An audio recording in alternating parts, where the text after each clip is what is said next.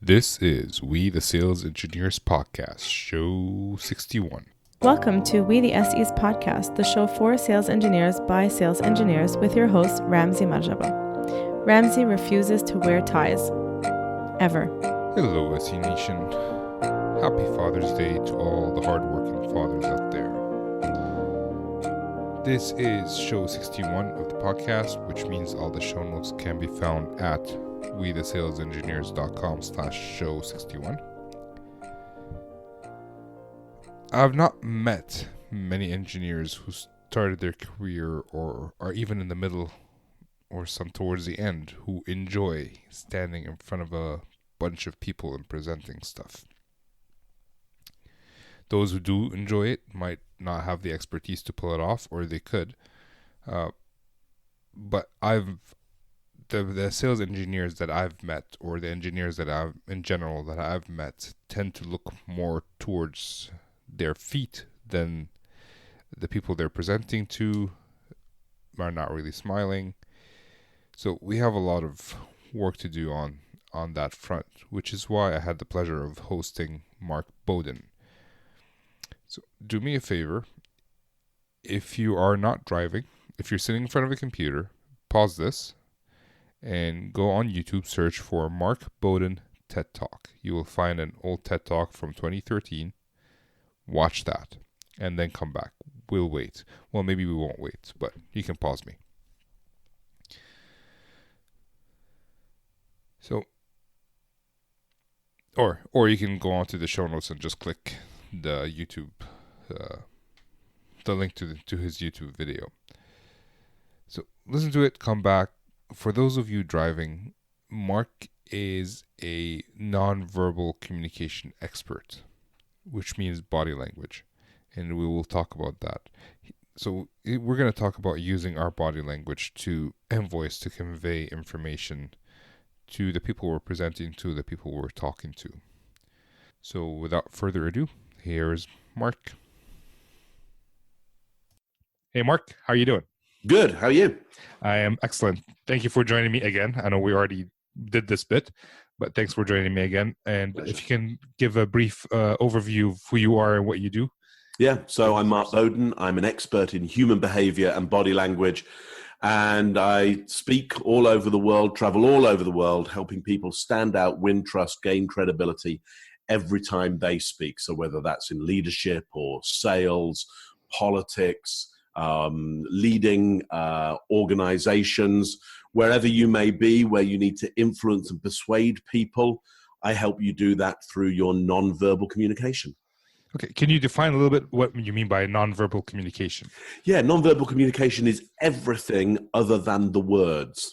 So not only is it what your body does, so what people often call body language, but it's the context within which you speak. It might be the way you've dressed. It may be some of the things that you have around you, the context that you're in. It can be the time space that you're in as well, whether you're delivering a message at 10 o'clock in the morning or 3 o'clock in the afternoon. That's a non-verbal communication. That context can have meaning for people, whether it's an intended meaning or an unintended meaning. It's the tonality of your voice, the music that your voice plays you, and the sounds that are happening around you when you communicate. So, if you just think about everything that isn't the words, that's pretty much nonverbal communication. So in my mind, when we talk about nonverbal communication or body language, to simplify it, I usually think about reading somebody else's body language, but you have not mentioned that once. Everything you've talked about right now is about how you project the body language. Absolutely. So reading or decoding other people's nonverbal communication is interesting, but you're not likely to get it as right as you would hope.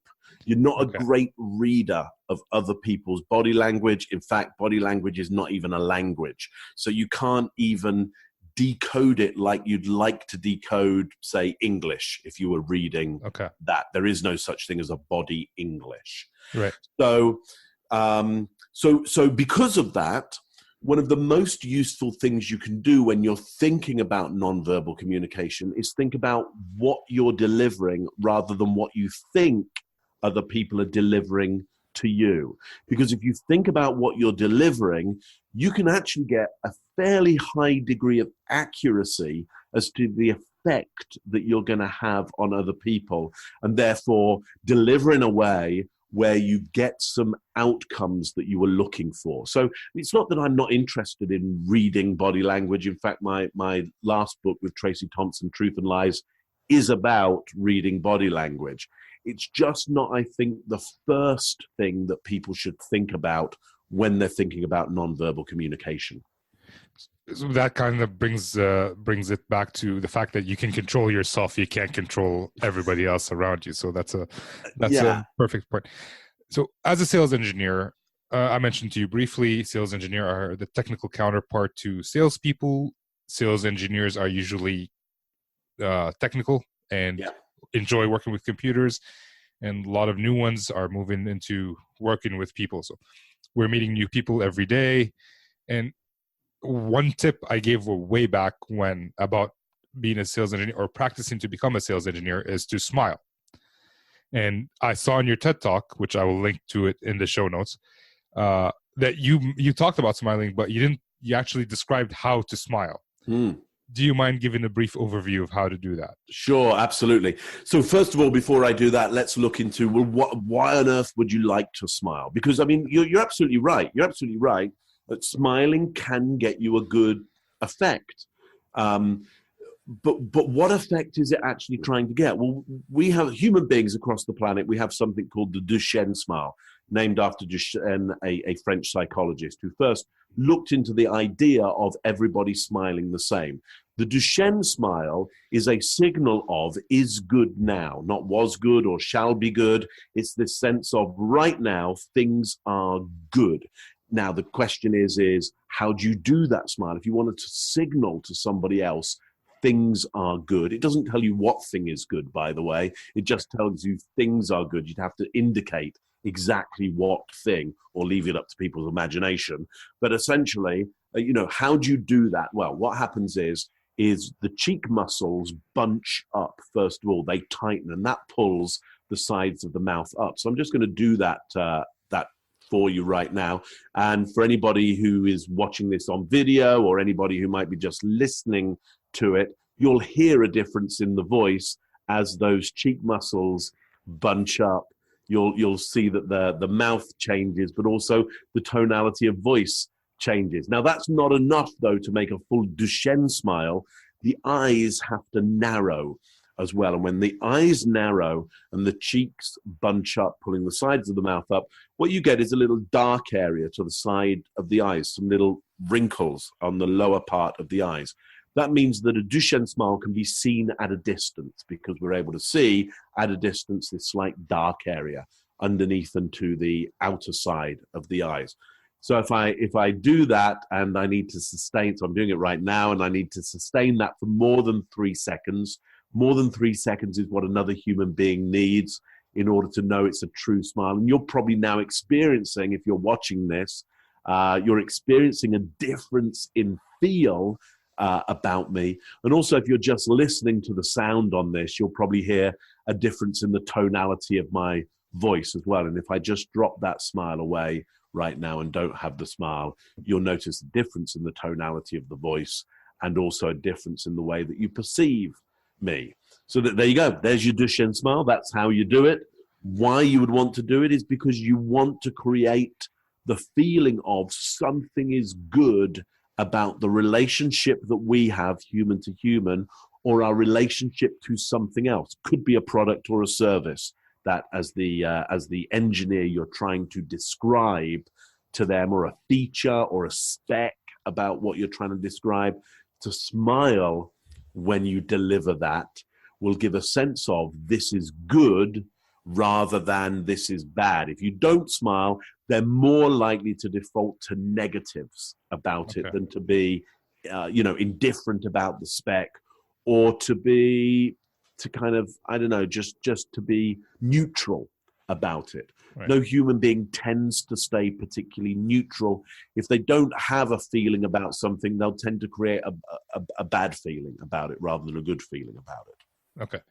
So you're not talking about like just walking, smiling the entire time. You're talking about like picking specific times where to do that strategically. Absolutely. Well, walking around smiling the whole time, that would be, number one, it would really hurt your face. It's really hard to do. Some situations are not good. So you'd be putting on the smile over the top of that. Also, for everything to be good all the time, if you find somebody where everything is good all the time, it's truly good for them all the time, they're more likely having a problem moderating their feelings. So as human beings, we have to moderate how happy or how sad we are. Because if we don't moderate that, we get intensely into feelings, and we could get intensely into those feelings for very long periods of time. So, for example, if I get intensely happy and excitable for intensely long periods of time, somebody might suddenly go, Mark, I think you maybe have an affective disorder, and maybe you have what people used to call manic depression. You're maybe in a manic state at the moment. Yeah, and then they'll be looking out for when I suddenly get very, very down and sad for long periods of time. What the majority of us have is the ability to moderate that. So we don't get super excited all the time for long periods of time. We don't get super depressed for long periods of the time. We kind of moderate it so we can be, somewhere in the middle of each of those for some periods, short periods of time. So yeah, I'm not saying walk around with a smile all the time. That could actually be counterproductive to reality and your happiness. All right. So if someone wants to start practicing this, like in a safe environment, how would you recommend we do that? Yeah. So there's a book called How to Win Friends and Influence People by Dale Carnegie. And my guess is that many people have heard of it, and some people will have read it, but very few people will have actually done what's in the book. And one of the exercises Carnegie puts forward, and it's a great exercise to do, is to when you're out, doing your stuff, normal stuff, find some points to purposely smile. For no reason. It's just like, okay, I'm going to smile for the next 4 minutes. Right. Whatever I'm doing, I'm just going to keep a smile. But what he puts forward is just check out what happens in the world, how differently people treat you, and are you seeing the world in a different way when you choose to smile on purpose? So I guess what I'm putting across to you is one of the things you can do is just choose to smile for no reason. Do it on purpose and notice what happens to the world around you. Not only your perception of it, but also how you really think people are actually now relating to you. And once you've got some feedback on that, think, would I smile on purpose more in more situations where I think it could actually just be to my advantage? It wouldn't be for no reason. It would be, hey, I'm going in to deliver, for example, a presentation on this particular product. And my presentation, it's going to be, it's going to be 5-10 minutes. And you know what? I'm going to smile. I'm going to smile throughout it, because I think it might actually give a benefit. Or you might go, I'm going to smile for this particular moment. There's a moment where I talk about the benefits to the user, and I'm going to smile during that. The rest of it, hey, doesn't really, I'll just do what I do, but I'm going to specifically smile. Only if you practice it in I don't know, situations where it doesn't really make any difference and it doesn't really matter. Only if you consciously practice it will it be easier for you to do it when it would matter, when there's more pressure. And that's the thing with presenting, is often you're presenting under pressure. Yep. And And that can make it more difficult to smile when it would be useful to smile. So practicing it is really helpful. Hope that makes sense to you. It does. And I want to ask you this. Your TED Talk, it's 20 minutes long. Mm. And you smiled in it, you frowned in it, Yeah. you threatened people in it. Yeah. So if you haven't seen that TED Talk, please go see it. I'm going to link it. How long did you practice doing that TED Talk? I didn't practice it at all. No, didn't practice it at all. I had an idea. Now, having said that, how long have I practiced it? Well, for most of my life. So I've been thinking about this stuff and performing on purpose nonverbal behavior and body language and talking about it for really as long as I can remember. Certainly since the age of 19 onwards. So a lot of years I've been doing this. But what I did to put that talk together was essentially go, here's my structure. Here's where I want to go with it. Here's what I want to happen. Here's what I want to happen for the audience. Here's the things I think I'm going to need to do in order to do that. And the people I was working with on this who wanted me to rehearse and practice, I said, no, I'm not really going to do that because I don't think that's helpful. I'm going to create a structure. I'm going to deliver on that structure as best I can. I think it's the best plan. I'm going to have a plan. I'm going to deliver on the plan. I will remain adaptable during that because there's a whole bunch of stuff in that TED Talk that I didn't even know was going to happen. It was just happening in the time, which is why often people look at it and go, wow, it's like stuff's just, happening there. It's like, yeah, it's because it is. I didn't know I was going to say that. I didn't know the audience were going to do that. I didn't know they'd like that so much. And that's the thing. I'm trying to make it a real live event in front of them rather than something practiced that could have been delivered to anybody. Okay. Yeah, I'm trying to make it for them. But I think the important thing is look, we can, as presenters, we can do that all the time. As an engineer who's presenting really often quite technical content, you can think about really delivering it to those people in that room for the first time. Make it about them rather than making it about the technical content. My guess is that, any technical presenter here, your technical stuff, else you would never have the role in the first place. Yep. Knowing the technical stuff is never the real issue. And if you don't know it, you can learn it with work pretty quick because that's the great mindset that you have. The real key for you and for me is really knowing that audience is there, that they're unique, be it one or many, be it one person in the room or many, that they're unique. They're here for this moment, once, for this moment in time, and really recognizing they're there and delivering it for them, not for the content. So focus on your listeners, not on the content. Yeah, absolutely. Focus on them. They are more important than the content, really. Your relationship with them is the most important thing because they won't even take in the content if the relationship is wrong for them. Right. Or they'll take it in the wrong way. They'll be aggressive towards it or indifferent towards it.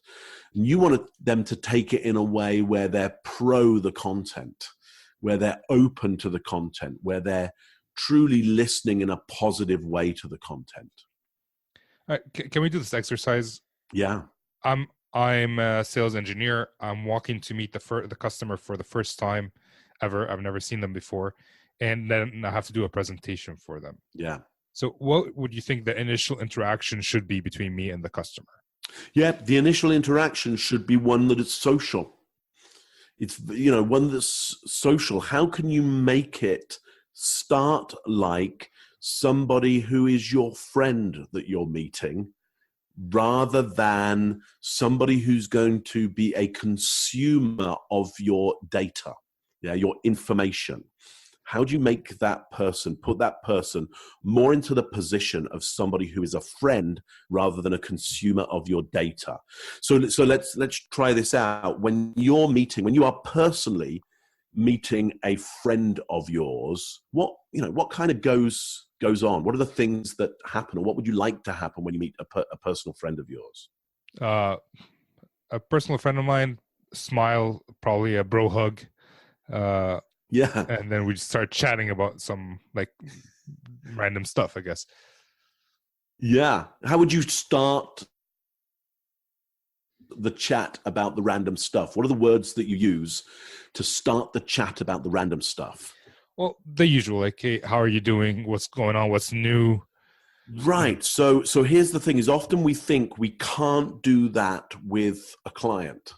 That you can't. Now, I understand the bro hug. Sure, that's maybe a shake of hands. Okay, yeah. I totally get that. Walking in with a smile, why not? Yes. Why not? Walking in, shaking hands. Hey, how you doing? What's been going on? Yeah, that more open question rather than, hey, how you do? Hello, my name's this. I am this person. Okay, let's get down to the presentation. This is now a transaction that's happening, and a transaction around data. And the other one of walking in with a smile, shaking hands, not even necessarily introducing yourself, just going, hey, how you doing? What's been going on? Yeah, it right. Already presumes that we kind of know each other. And it's a little almost trick that you're playing on the other person's mind and your own mind to go, we're social. We already know each other. We can relax a little bit. We can be open to each other and open to the information that's coming, just like a friend of yours would. If a friend of yours was there and you went, hey, I want to just, pass some data over to you. Just have a listen to it. They'd go, oh, okay, right. Let me open my mind to that. But what we tend to do is get into presentations and it all gets really serious and transactional and a little bit too business-like. Now I know, yes, it is business. So absolutely, I get that. But you shouldn't let the business deal get in the way of the social deal that can go on at the same time. Yep. And good business is done on both of those levels, on the right combination of both of those levels. So think about anybody listening or watching right now, just think about friends that you have and how you interact with them. And I'm not saying you take that exact interaction and put it in the presentation when you meet, but I'm saying, could you take some small elements of that and add that in? Because if you do, I guarantee you're going to get a whole different, more positive result out of that presentation. When I meet customers, there's generally like a 5-minute walk to a boardroom or a 1-minute walk. Yeah. And then we go in and meet a whole bunch of other people. So we can start this conversation over again with the different people. Absolutely. And yeah. Something I noticed that you do in the TED Talk, and maybe I shouldn't have watched the TED Talk because I'm referring too much to it, but you mentioned your daughter's name, you mentioned your wife's name, and you mentioned a random friend's name. Did you do that on purpose? Was there a reason you did that? For sure, everything I do is on purpose. Yeah, that's what I figured. So what was the purpose behind that? It's on purpose. To socialize the audience, to help, to play the trick on them that they know me and they know my family. And we're already family, to make us all familiar. Now, it's absolutely manipulative, but there's an end result, which is one which is very important to me, which is they listen. They listen with an open mind to the ideas that they have, because I believe if they listen with an open mind to the ideas that they have, things will get a lot better for them. They'll be more successful. The families that they have will be more successful. The groups that they care about will be more successful. They'll get more of the stuff that they want. And I just assume they want good stuff for themselves and others and the world in general.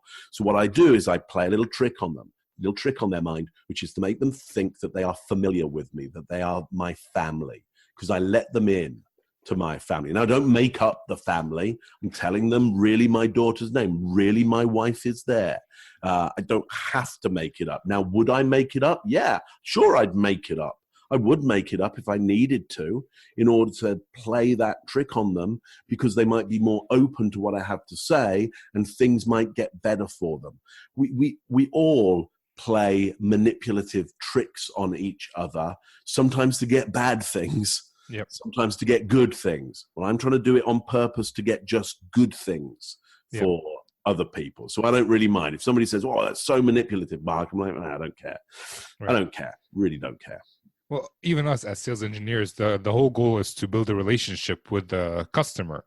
And that goes beyond that one meeting. So getting to know the families is not a bad thing. Like you're planting the seed for a long-term relationship. Absolutely. Now, why do you want a long-term relationship? Because you know some of the things that you will be selling take a long time to sell. There's lots of people involved. There's lots of decisions. There's lots of thinking to be done, because, you know, quite possibly people are going to buy something which takes a lot of resource in order to have that thing and sustain that thing. It's a long-term buy.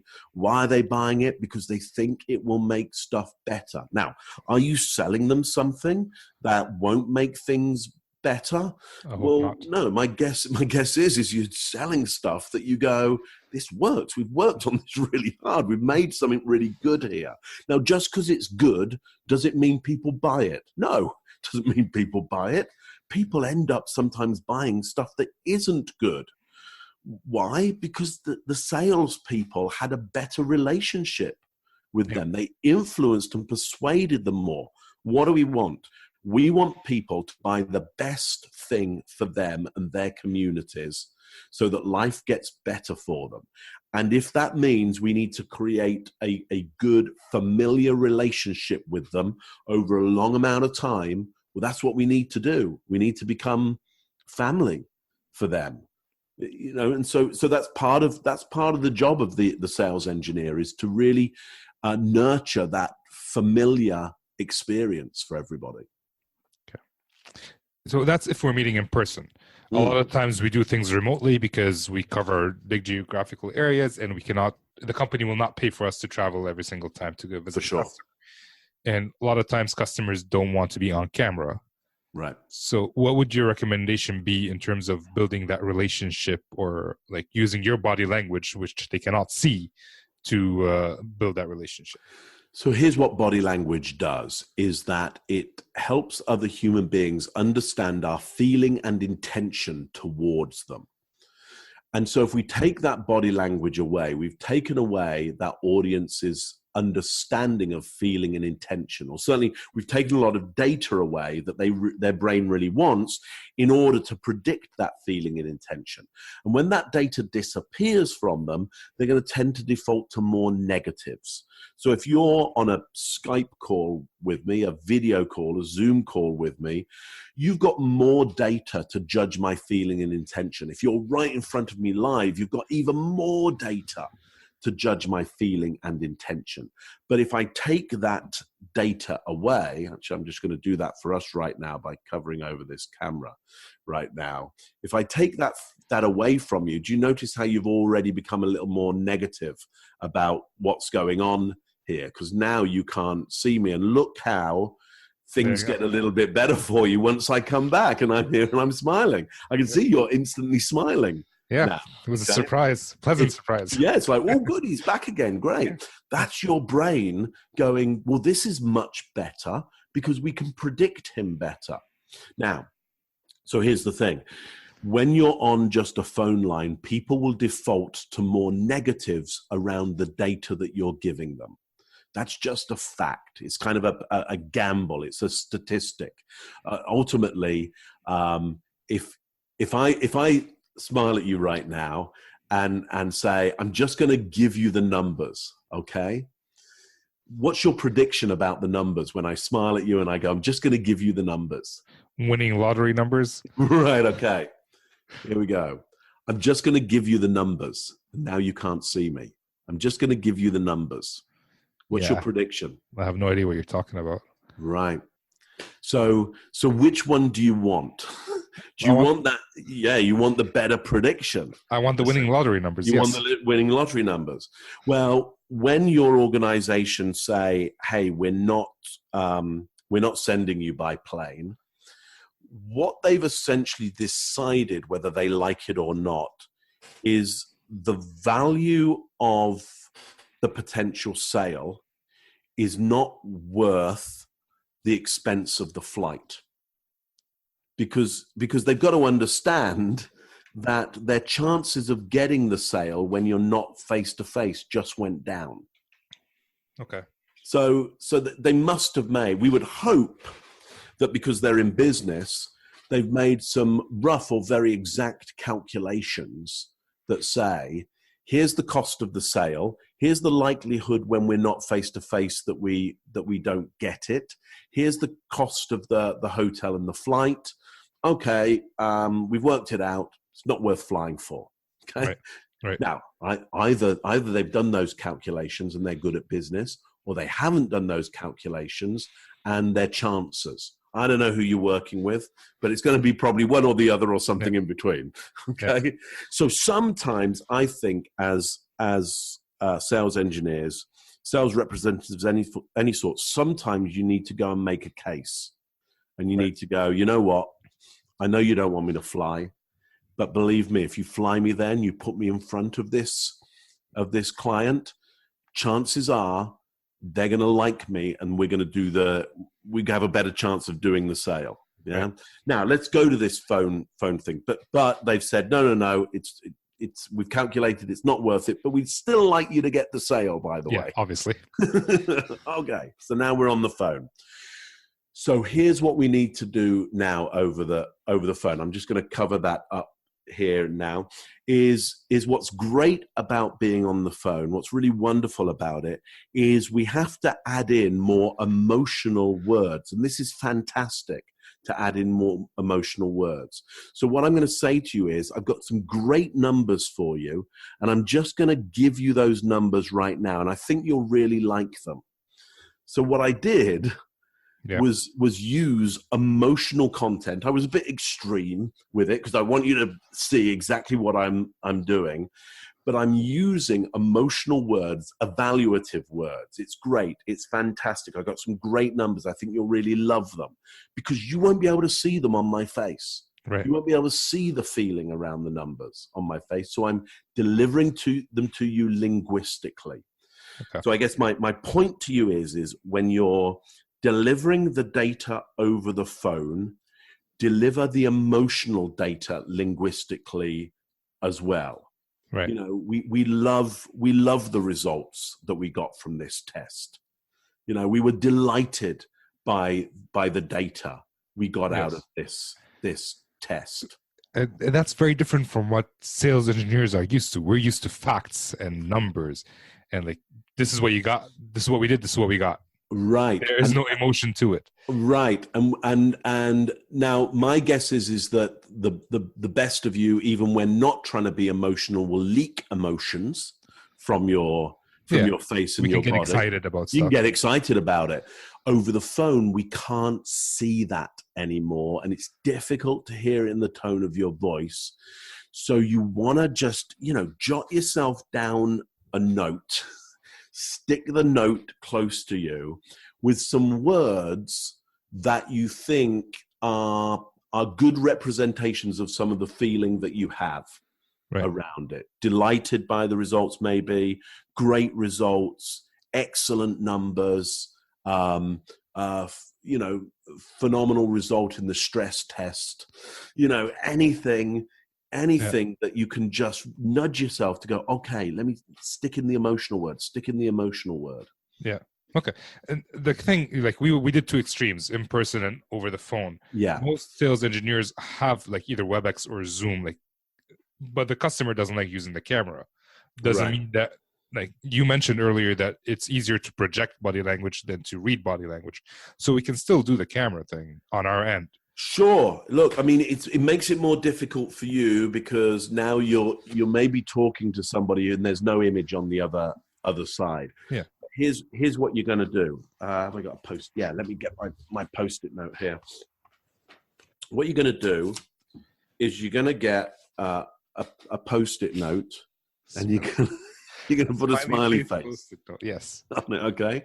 And then, and your smiley face, and you got the sticky bit this side as well. So what I can do is I can stick the smiley face just over the top of of where my camera is. Yeah. And what it does, it means that it attracts my eye up to the camera and gives my brain a smiley face to respond to. So And are you? So I've got one. Yeah, I've always had one up here. Nice. Are you looking at the camera? Like, so this entire conversation, I feel like you've been looking at the camera and I've been looking at the picture of you. Yeah, so I'm being really, it's tricky because obviously my screen has a nice big picture of you and you're very engaging there, but you see me through the camera. So really I need to spend less time trying to read your body language consciously or unconsciously and more time trying to look up and into that camera and me present really good. Yeah, there you go. Well done. Except mine is an upside down face. Okay. But it's okay. I'll figure that out. You get the idea. Yes. You get the idea. Yeah. Okay, so what's happened is, like, the moment you've done that is your eyes have now come up to meet mine. Yeah. Yeah. And I can see you kind of smiling. Yeah. Yeah. All the time, because there's this idea of a face. Our brain will respond to the idea of a face. It doesn't even need a face. It just needs the idea. The representation of a face is good enough for the brain. I don't know why I just got excited about just this simple tip, but this is making me really happy right now. Yeah. Well, it's like all good. Look, it's like all good pieces of tech and engineering. Yes. Notes. They're simple and they work and they get a result and they don't cost very much. No. Yeah. Like, who's not going to buy that? It's a Post-it note with a smiley face. Yeah. Like, so simple. Doesn't even have to be a good-looking smiley face. Not even a good-looking. You're like your best. Yeah, exactly. That's actually a really good one. I like that. Thank you. I appreciate it. I'll pay you later. Yeah. Okay.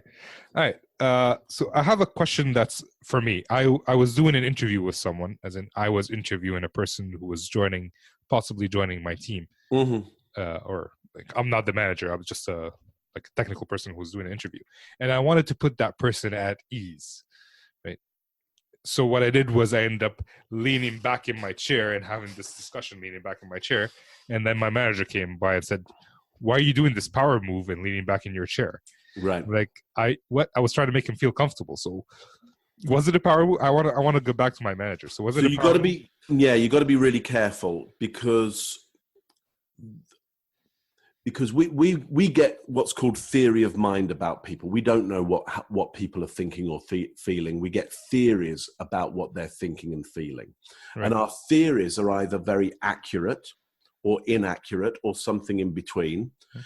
But our brain causes us to feel always like our theories are accurate. So we got a bias. Okay. We got a bias, and the bias goes, I think I'm very accurate about how you're feeling right now.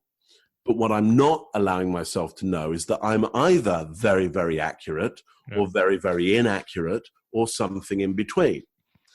So and the way that works is we project our own feelings onto other people. We look at other people, we get a theory of mind. That theory of mind creates a feeling in us.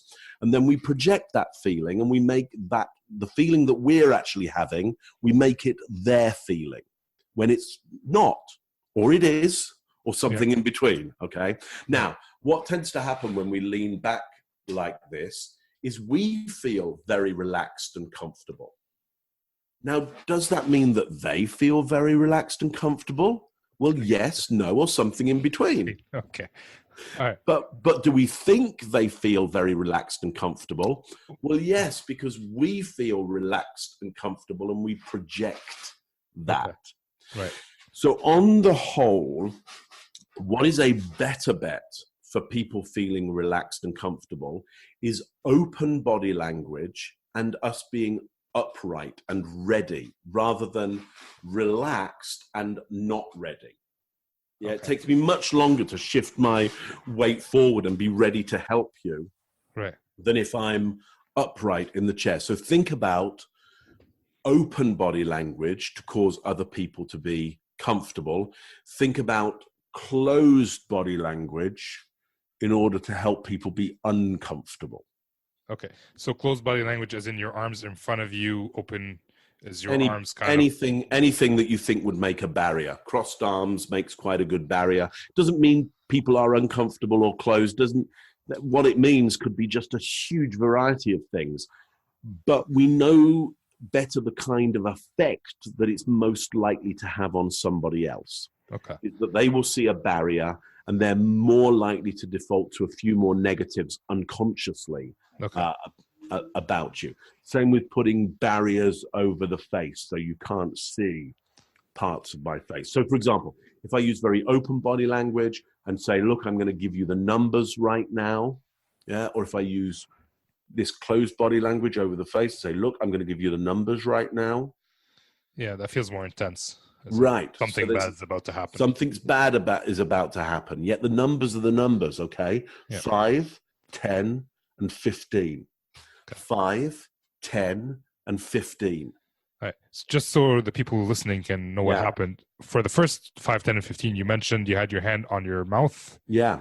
And then for the second hand, 15, 10, whatever numbers he gave, you had an open body language. Right. So I'm going to do that again. And I want you to give me some feedback, being able to see me here, what your feeling is about the nature of the numbers. I know the numbers don't mean anything because it's not in a context. Yeah.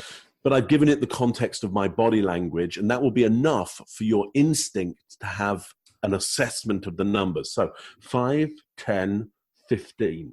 What's your feeling about those numbers? I feel like these are the numbers that could possibly disarm a bomb. Okay, right. So they're critical numbers. Yes. Okay. Maybe I took it to the extreme on my end. Right. 5, 10, 15. And that's done with open hands and open body language. 5, 10, 15. What's your feeling about those numbers? It's like I'm about to open a safe with lots of money behind it. Oh, so one you're evaluating more positively and others you're evaluating more negatively. Yes. Now, I don't know what everybody in their specific moments when they're delivering numbers, what result they want from the audience. But look how easy it is for me to trigger you into negative thoughts about numbers or positive thoughts about numbers. It's that easy. I can trigger your bias unconsciously. Again, it's very manipulative. And people might say, well, I don't want to manipulate people like that. I'm just going to leave it to whatever my body wants to do at the time. Well, I'll tell you what your body will do at the time. Under stress and pressure, it will create barriers. Yeah.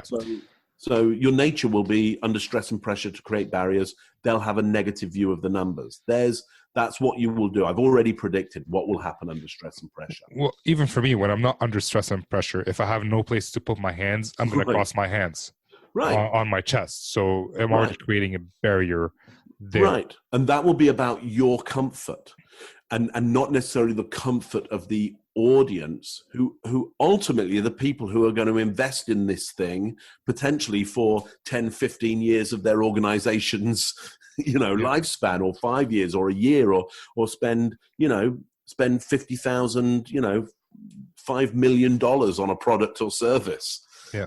And you're biasing them with your idea of, well, I don't know where to put my hands, so I'll just be comfortable, rather than going, yeah, I do know where to put my hands. I need to put them in a position where I'm more open than I'm ever closed. It's all interesting stuff. I have I could ask you questions up until forever, basically, but we're going to have to move on to the not so fire round, which is four questions I ask every guest, and I'll modify them a little bit for you because you're not a sales engineer, but lovely. A lot of information you can provide us.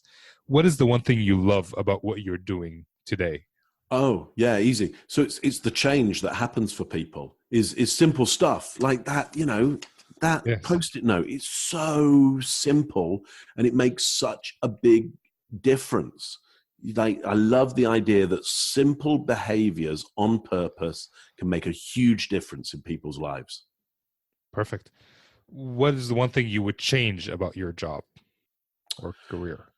At the moment I wouldn't change anything. There's upsides and downsides, but I think they all even out into something that it's great that I get to do. So I got no changes. There's upside and downside, but they're worth each other. Nice. Cool. So you have multiple books that you've written. If someone wants to start, like, for example, I didn't know that I'm leaning back is not a good thing. If someone wants to start somewhere, what's the best book to start with in your library? Yeah, so Winning Body Language for Sales Professionals. Very simple. Winning Body Language for Sales Professionals.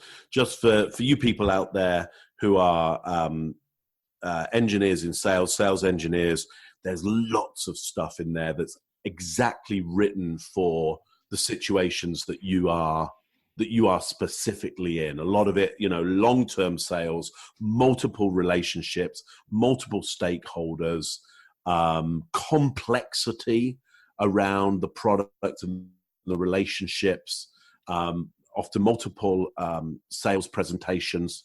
So Winning Body Language for Sales Professionals, it's a great one for you. Okay. And I saw that you have a couple of online courses on your website. Could you give a brief overview of what they are, and if someone wants to come and check them out, how they can do that? Yeah, absolutely. So the first one is Presentation Genius, and you can get to that at presentationgenius.com. Just go there, and that's 5.5 hours of really great video content on how to really present data, how to structure presentations, how to really engage an audience, how to get them working with you. So be more interactive around presentation in order to really influence and persuade. So there's presentationgenius.com. Go to there. You can also get to all of this training on through truthplane. Truthplane.com, TRUTHPLANE, truthplane.com. Also, if you go to truthplane.com and you go to online training, you'll see that there's presentation skills for leaders. So that for any sales leader, any engineering sales leader, that piece of content is only 20 minutes long. It'll give you all the stuff you need to know on body language. Go and get that training there, presentation skills for leaders, and that's at truthplane.com. And truthplane.com is your company. That's right. Yeah, Truthplane is the company. So you can find out more about me there and the keynotes that I do and the training that I deliver one-on-one and to groups and the keynotes that I do for large audiences there. And you'll be able to find all that online training there as well. Perfect. Last question. Where can people find you on social media? Yeah, so Twitter is at Truthplane. Go to YouTube for lots of video, and that's Mark Bowden. LinkedIn, just look up Mark Bowden on LinkedIn and you'll find me there. You're all very welcome to link in with me and follow what I'm doing on any one of those social media channels. Perfect. So I'm going to add you to all of them. And everything will be in the show notes. It'll be in show 61. So everybody can find you easily from there as well. That's perfect. Anything you think I should have asked you that I didn't? No, certainly not. That was a lovely, lovely interview. And, just if you've heard something that you think has been really good listening to this or seeing this, you've heard something that you think has been really good, just get out there and try it out and get the results. Yep. That's perfect advice. Thank you. Good way to end this. Great speaking to you. Likewise. Thank you for your time. Yeah. Bye now. Bye. I'd love to hear what you guys thought about this. And by the way, I don't know if you guys know, you can actually leave comments on the show notes and we can have a conversation there. Towards the end of the podcast, the call to action that Mark gave was, if you heard something that you liked, go out and give it a try.